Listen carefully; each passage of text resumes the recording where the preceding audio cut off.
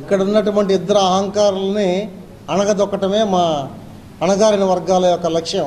కాబట్టి వీటి మీద నేను పనిచేస్తా ఉన్నాను ప్రస్తుతానికి.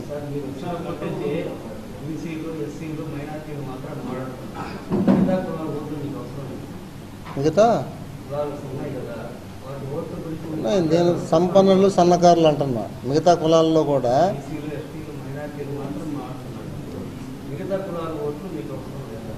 మిగతా కులాల ఓట్లు అంటే నేను అడుగుతుంది, నేను అంటుంది ఏంటంటే ఒక ఓన్లీ ఇక్కడ కంటెస్ట్ చేస్తున్న ఇద్దరు రెడ్ల మీదే నా పోరాటం. ఇక్కడ ఉన్న వాళ్ళందరూ సన్నకారు రైతులు, ఎవరు కొట్టిస్తులు కాదు. వాళ్ళందరూ కూడా నాకు సపోర్టు, నేను కూడా వాళ్ళ మద్దతు ఉంటుంది నాకు కూడా.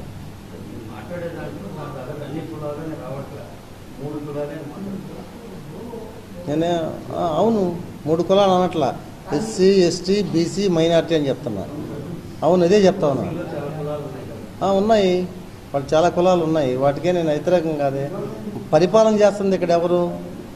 ఒక రెడ్డి కులం ఒక్కటే పరిపాలన చేస్తూ ఉంది. మీరు అడుగుతున్నారు కాబట్టి అది కూడా గట్టిగా నొక్కాడి చెప్తా ఉన్నా.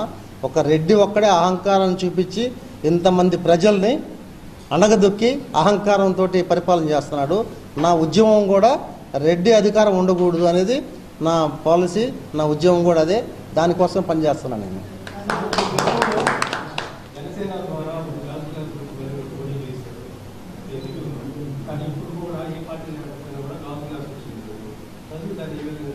బ్రహ్మాండంగా స్వీకరిస్తాం.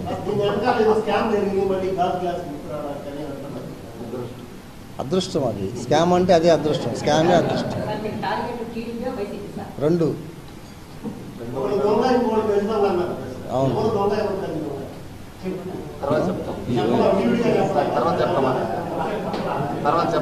చెప్తా, గెలిచిన తర్వాత చెప్తాను.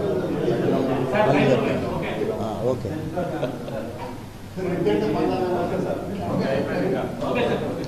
నేను రెడ్లు అంటే ఇద్దరు రెడ్ల మీదే పోరాటం చెప్తాను. ఇద్దరు రెడ్లే, పక్కన ఎంగల్ రెడ్డి కూడా ఉన్నాడు. నాకు రెడ్డి అంటే వ్యతిరేకం కాదు, అందరూ ఉన్నారు. అందుకని ఆయన ఈ పక్కనే కూర్చొని ఉంటే ఆ పక్కన కూర్చోబెట్టి, ఎందుకు కూర్చోబెట్టి తెలుసా?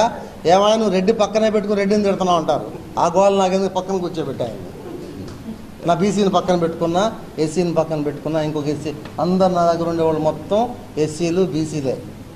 ఆయన కూడా మాకు సంబంధించిన మనిషి, సన్నకారు మనిషి, సన్న రైతు కాబట్టి మా పక్కన ఉన్నాడు. సంపన్నుడైతే వాళ్ళ బాసు పేరు చెప్పడం నాకు ఇష్టం లేదు, వాళ్ళ బాస్ కాడే ఉండేవాడు.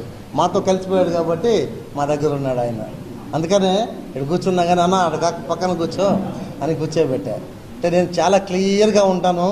నేను ఎవరికి భయపడే మనిషిని కాదు, ఎవరికి భయపడే మనిషిని కాదు, పారిపోయే మనిషిని కాదు. ఏది అనుకుంటే చేస్తా.